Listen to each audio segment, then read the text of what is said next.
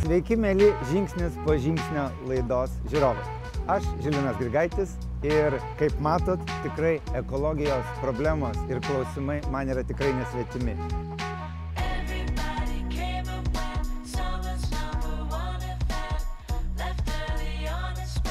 Verslininką Žilviną Grigaitį net vidury darbo dienos galima išvysti nerūpestingai skriejantį Vilniaus gatvėmis.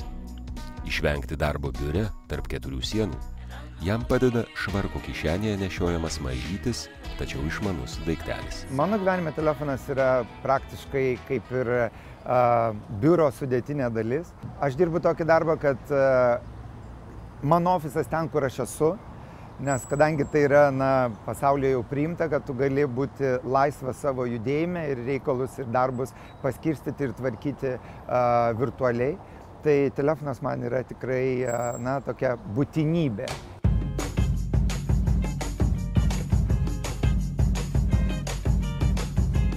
Šiuolaikiniam gyvenime turi ne vieną telefoną, aš turiu bent keletą išmaniųjų telefonų ir turiu telefoną. Gyvenime visokių situacijų būna. Ir telefonas, aišku, versle yra tam tikrose šalyse, galbūt net ir yra kaip aksesuaras ir tavo padėties tam tikros apibrėžimas ir visa kita. Tai pas mane aš turiu ir brangų labai telefoną, bet tai aš jo naudojuosi labai retai. Aparatas vertas, tarkim, 2000 litų naujas, po 4 metų jis gali būti nebevertas net 5 litų. Tai rodo, kad kaip technologijos greitai tobulėja ir kaip norisi vis naujesnių funkcijų ir tas atliekų kiekis kaupiasi.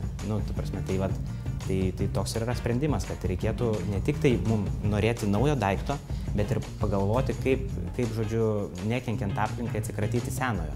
Bet buvo labai juokinga, atsimenat, būdavo vos ne kaip rankinukas, reikėjo nešiotis tokią plytą didelę ir skambint galėjai, tik tai, nežinau, ten tų numerių nedaug buvo, bet jau buvo čia prestižas, aš tada po universiteto buvau ir buvo labai jau, kaip sakoma, cool turint tokį aparatą. Manau, nedaug kas prisimena, kad ir tokie buvo, kaip plyta išsitraukti. Žilvinas Grigaitis skaičiuoja per gyvenimą pakeitęs per 20 mobiliųjų telefonų. Viskas prasidėjo nuo vadinamųjų plytų. Nelabai įsivaizduoju tokį nešiojantis. Po to buvo ir kur kas mažesnių, spalvotų, atlenkiamų, su juokingomis antenytėmis ir pirmaisiais įmontuotais fotoaparatais, kol verslininko rankose atsidūrė šių dienų išmanusis telefonas. Vis tiek technologijos vystosi, vis tiek eina viskas į priekį, yra kiti sprendimai. Tai taip, kad į metus taip aš pakeičiu po naują telefono aparatą. Kartais net po kelis. Galbūt nėra visiškai ekologiška, bet aš bandau balansą atpirkti tą ekologiją galbūt kitais sprendimais, sakykime, rūšiuojant šiukšlės ar mažiau vairuojant automobilį.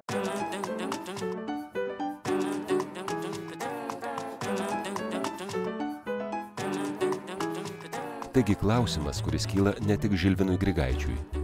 Kur dėti savo senolį telefoną? Telefonas iš tikrųjų neišsiskiria iš kitų elektronikos atliekų ir jų visų negalima mesti. Nieko, nei televizoriaus, nei kompiuterio. Pirmiausia yra baterijos. Tai, kaip žinome, baterijos yra daugybė visokių kenksmingų medžiagų, kurios iš tikrųjų užteršia mūsų žemę. Kitas dalykas yra tai, kad išmetus daiktą prarandamos naudingos žaliavos.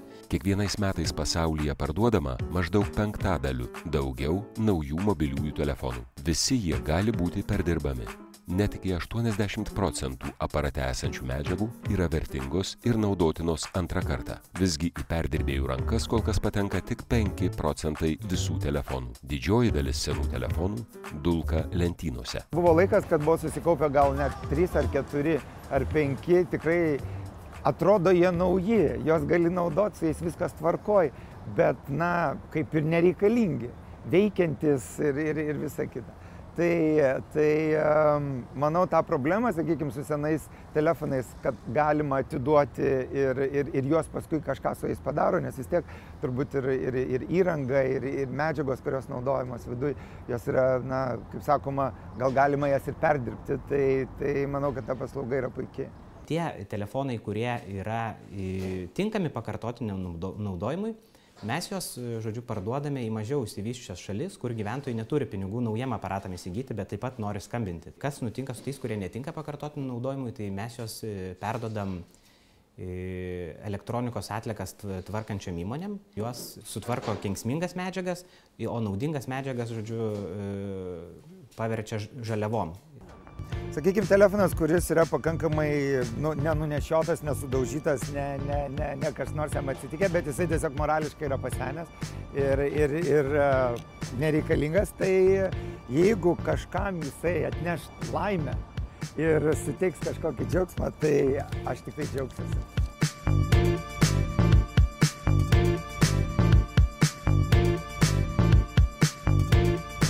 Na ką, tikiuosi, kad vaikai Pakistane ar Indijoje apsidžiaugs gavę telefoną, kuris buvo naudojamas Lietuvoje. Kažkam nebereikia jo, kažkas paima ir jį naudoja. Toliau visos funkcijos veikia, tik tiek jisai, kad senesnis aparatas. Tai tarkim, Afrikoje žmogus pirmą aparatą tokį įsigijęs bus labai laimingas, jisai galės bendrauti su savo giminaičiais iš kito kaimo ir taip toliau. Kai kurie aparatai gali būti panaudojami jų rūšis, tarkim, kai kurios detalės tik tai.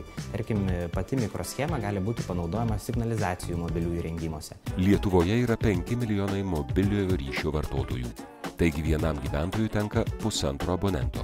Ketvirtadalis lietuvių mobilųjį telefoną keičia kasmet. Beveik pusė kas 2-3 metus. Kai tėvelis nusiperka naują telefoną, tai savo senesnį turbūt perleidžia vaikam, ar ne? Tada vaikas paturės dar tą telefoną senesnį kažkiek laiko, turbūt atiduodavo močiutei, močiutė būdavo paskutinė grandis, kuri gaudavo tą, ar ne. Tai iš tikrųjų labai gerai, ar ne, nes tas ciklas eina, daiktas yra naudojamas, neišmetamas, bet galiausiai kažkiek tai laiko praėjus, grandinė vėl iš naujo pasisuka, ar ne. Tėtis vėl nusiperka naują aparatą ir tada tas, žodžiu, telefonas atsiduria stalčiui. Buvo laikas, kai, sakykime, atiduodavau dukrai ir taip, bet jų vis tiek susikaupė. Ir pastebėjau tam tikrą paslaugą, kad tu gali įdėti į voką, išsiųsti ir tai manau, kad tai yra tikrai gera paslauga, kad, na, sakykime, atsikratyti tų senų telefonų. Lietuvoje nebereikalingus mobiliuosius telefonus galima atiduoti elektronikos atliekas surenkančioms įmonėms arba telefonus superkančioms bendrovėms. Visi jie arba perdirbami, arba parduodami neturtingoms Azijos ir Afrikos valstybėms. Aplamai bet kokie elektros priemonės, kurios gali būti užkastos ir 100 metų ar 200 metų tenai būti, žiūriu labai neigiamai taip pat kaip ir išmetamus elementus. Ir labai gaila, kad kiek tenka man keliauti po pasaulį, visur yra tam tikros dėžutės, yra kur gali tu išmesti. Tai Lietuvoje man pastebiu, kad trūksta. Elementariai trūksta, manau, vietų, kad tu galėtum atsikratyti, na, ir laidais, ir elementais, ar telefonais, ar kažkokia įranga.